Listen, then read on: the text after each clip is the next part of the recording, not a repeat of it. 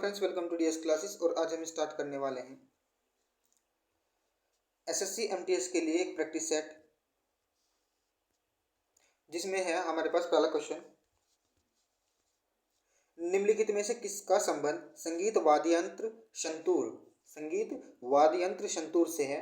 पंडित हजारी प्रसाद चौरसिया, पंडित शिव कुमार शर्मा, पंडित रवि शंकर प्रसाद, पंडित जसराज। तो option number B इसका right answer हो जाएगा, पंडित शिव कुमार शर्मा इसका राइट आंसर हो जाएगा। पंडित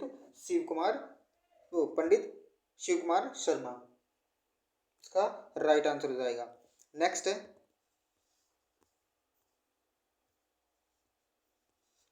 कि हाल ही में एक संशोधित प्रोबिटी पोर्टल EHMRS 2.0 पोर्टल किसने लॉन्च किया? राजनाथ सिंह, मनसुख मंडाविया, पीयूष गोयल, डॉक्टर जितेंद्र सिंह। तो बात करें अगर इस क्वेश्चन की, तो इसका राइट आंसर हो जाएगा option number D, doctor Jitendra Singh इसका राइट आंसर हो जाएगा। आगे बात करें अगर, जिसमें है केंद्रीय विज्ञान और प्रौद्योगिकी राज्य मंत्री राज्य मंत्री हैं ये डॉक्टर जितेंद्र सिंह ने 25 दिसंबर 2022 का नया probity portal EHMRS 2.0 portal launch किया। उन्होंने क्रमिक लोक शिकायत एवं पेंशन मंत्रालय की प्रमुख पहली उपलब्धियों पर एक ई पुस्तक भी जारी की।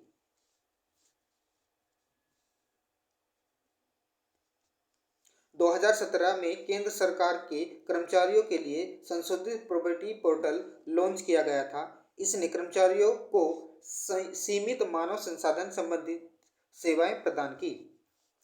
बात करें अगले क्वेश्चन की, जिसमें है निम्नलिखित में से विश्व का सबसे ऊंचा पठार कौन सा है? विश्व का सबसे ऊंचा पठार कौन सा है? दक्कन का पठार, केन्या का पठार, युगांडा का पूर्वी पठार या फिर तिब्बत का पठार? तो ऑप्शन नंबर डी इसका राइट आंसर हो जाएगा, तिब्बत का पठार इसका राइट आंसर हो जाएगा, तिब्बत का पठार। बात करें अगले क्वेश्चन की, एसएस तारापुर समिति का संबंध किससे है? एसएस तारापुर समिति का संबंध किससे है? औद्योगिक रुग्णता, बैंकों की NPA की समस्या, रुपये की पूंजी खाते पर परिवर्तनीयता, रुपयों की चालू खाते पर परिवर्तनीयता। तो ऑप्शन नंबर सी इसका राइट आंसर हो जाएगा, रुपये की पूंजी खाते पर परिवर्तनीयता। ऑप्शन नंबर सी इसका राइट आंसर हो जाएगा। बात करें अगले क्वेश्चन की, जिसमें हमारे पास है निम्नलिखित में से कौन सा भारत का सबसे बड़ा कंटेनर पोर्टल है? भारत का सबसे बड़ा कंटेनर पोर्टल है विशाखापट्टनम, न्यू मंगलोर, जवाहरलाल नेहरू पट्टन या फिर पारादीप। तो ऑप्शन नंबर सी इसका राइट आंसर हो जाएगा, जवाहरलाल नेहरू पट्टन इसका राइट आंसर हो जाएगा, जवाहरलाल नेहरू। बात करें अगले क्वेश्चन की, जिसमें है हमारे पास निम्नलिखित में से कौन सा देश सार्क का सदस्य नहीं है? निम्नलिखित में से कौन सा देश सार्क का सदस्य नहीं है? मालदीव, अफगानिस्तान, म्यांमार या फिर नेपाल। तो बात करें अगर छठे क्वेश्चन की, तो इसमें ऑप्शन नंबर सी यानी म्यांमार सार्क का सदस्य नहीं है। ऑप्शन नंबर सी इसका राइट आंसर हो जाएगा। बात करें अगले क्वेश्चन की, जिसमें है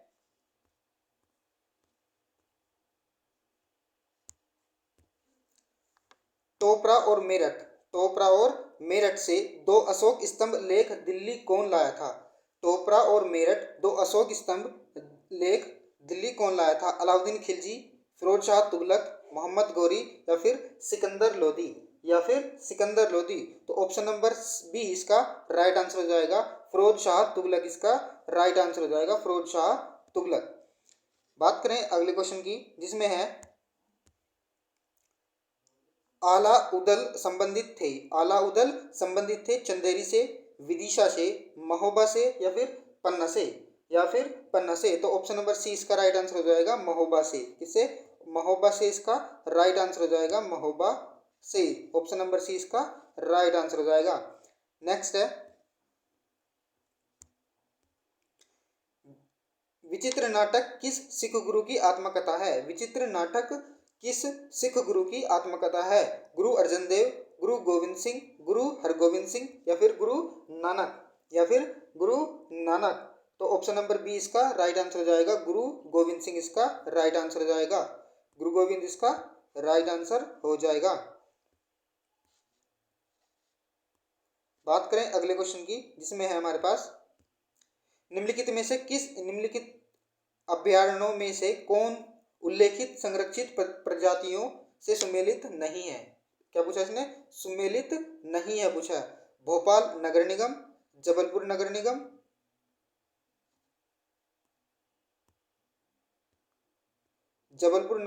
इंदौर नगर निगम या फिर पुणे नगर निगम या फिर पुणे नगर निगम। तो इंदौर नगर निगम ऑप्शन नंबर सी इसका राइट आंसर हो जाएगा। इंदौर नगर निगम इसका राइट आंसर हो जाएगा। बात करें अगले क्वेश्चन की, जिसमें हमारे पास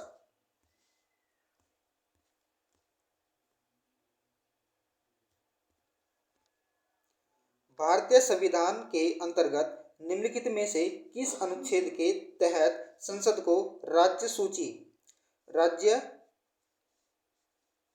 सूची के विषय के संदर्भ में विधि बनाने की शक्ति मिलती है? अनुच्छेद 248, अनुच्छेद 246, अनुच्छेद 245, अनुच्छेद 249। तो ऑप्शन नंबर डी इसका राइट आंसर हो जाएगा, 249। अनुच्छेद 249 इसका राइट आंसर हो जाएगा। राज्य सूची के विषय के संदर्भ में विधि बनाने की जो शक्ति मिलती है अनुच्छेद 254 के अंतर्गत मिलती है। बात करें अगले क्वेश्चन की, जिसमें हमारे पास फेमा यानी विदेशी मुद्रा प्रबंधन अधिनियम को कब लागू किया गया था? सन 1991, 1997, 2000 या फिर 2010 या फिर 2010। तो ऑप्शन नंबर सी इसका राइट आंसर हो जाएगा। ऑप्शन नंबर सी इसका राइट आंसर हो जाएगा, 2000। फेमा विदेशी मुद्रा प्रबंधन अधिनियम को 2000 में लागू किया गया था, सन 2000 में लागू किया गया था। बात करें अगर हम अगले क्वेश्चन की, जिसमें निम्नलिखित में से कौन सर हार्मोन अग्नाशय से स्त्रावित नहीं होता? सर हार्मोन अग्नाशय से स्त्रावित नहीं होता। इंसुलिन, सोमेटोस्टोसिन, ग्लूकॉन, वसोप्रोसिन या फिर वसोप्रोसिन। तो वसोप्रोसिन इसका राइट आंसर हो जाएगा। ऑप्शन नंबर डी इसका राइट आंसर हो जाएगा। बात करें हम अगले क्वेश्चन की, जिसमें हमारे पास है कौन से वे दो ग्रह हैं जिनका सौरमंडल के अन्य ग्रहों की तुलना में परिक्रमण विपरीत दिशा में है? बुध और शुक्र और शनि, शुक्र और अरुण या फिर बृहस्पति और अरुण। तो ऑप्शन नंबर डी इसका राइट आंसर हो जाएगा, बृहस्पति और अरुण इसका राइट आंसर हो जाएगा। बृहस्पति और अरुण इसका राइट आंसर हो जाएगा, क्योंकि ये ही दो ऐसे ग्रह हैं जिनका सौरमंडल के अन्य ग्रहों की तुलना में परिक्रमण जो है वो उल्टा है, यानी विपरीत दिशा में है। बात करें हम अगले क्वेश्चन की, जिसमें निम्नलिखित में से कौन सा एंजाइम ग्लूकोज को एथेनॉल में परिवर्तन करने को प्रेरित करता है? निम्नलिखित में से कौन सा एंजाइम ग्लूकोज को एथेनॉल में परिवर्तन करने को प्रेरित करता है?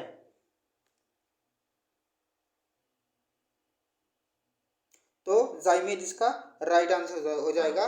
जाइमेज क्या हो जाएगा? जाइमेज इसका राइट आंसर हो जाएगा। बात करें अगर हम अगले क्वेश्चन की,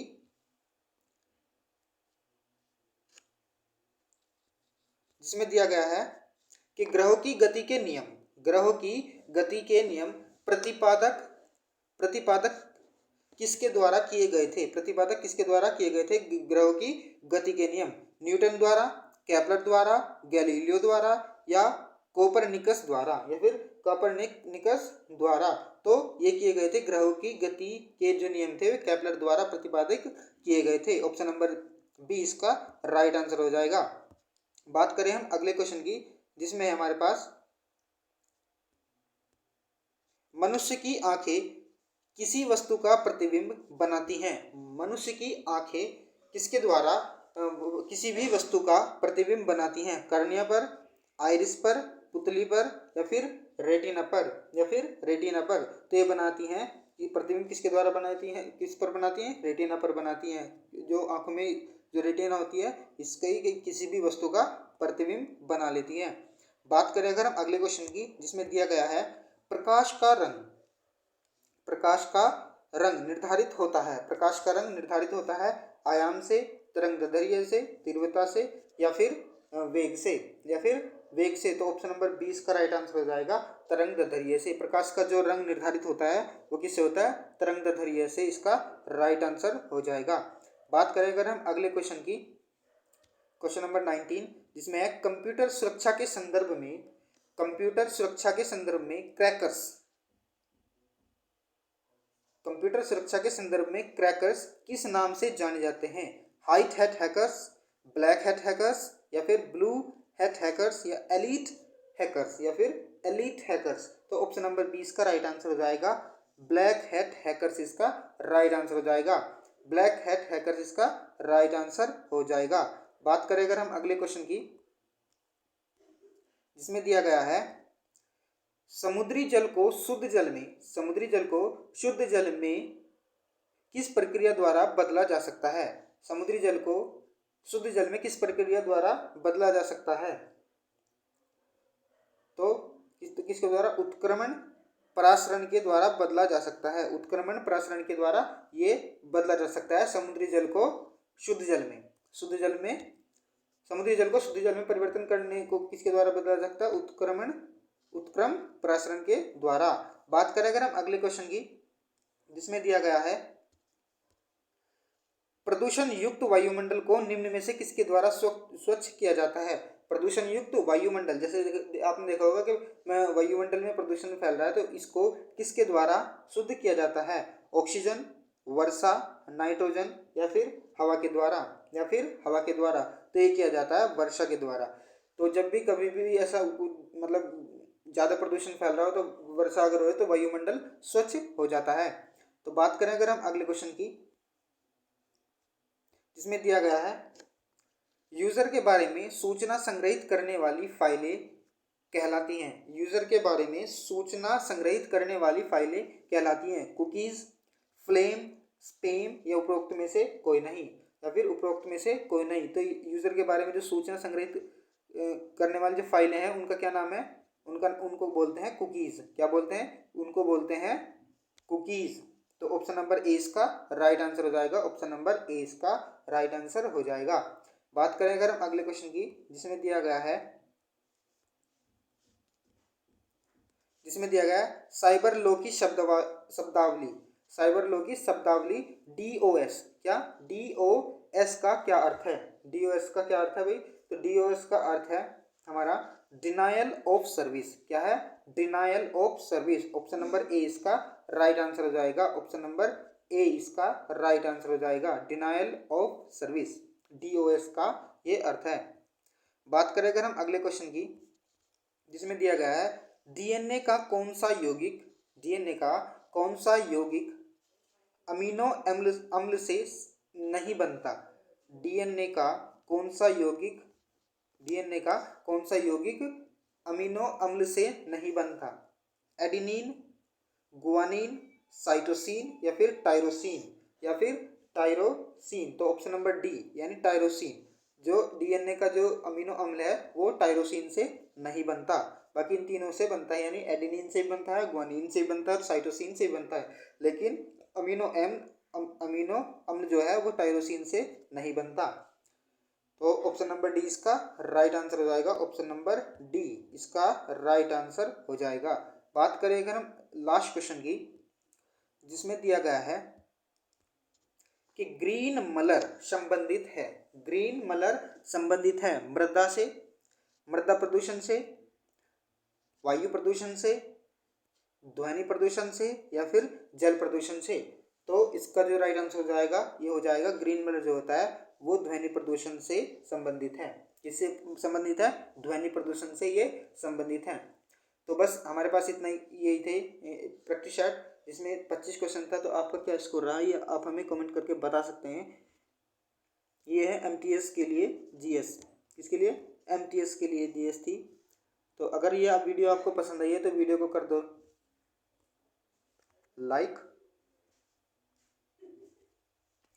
वीडियो को कर दो लाइक, चैनल को कर दो सब्सक्राइब और कमेंट करके हमें बताना कि वीडियो आपके कितनी हेल्पफुल रहा, और वीडियो को शेयर करना ना भूलें। Thank you. हंसते रहो, मुस्कुराते रहो। Thanks for watching.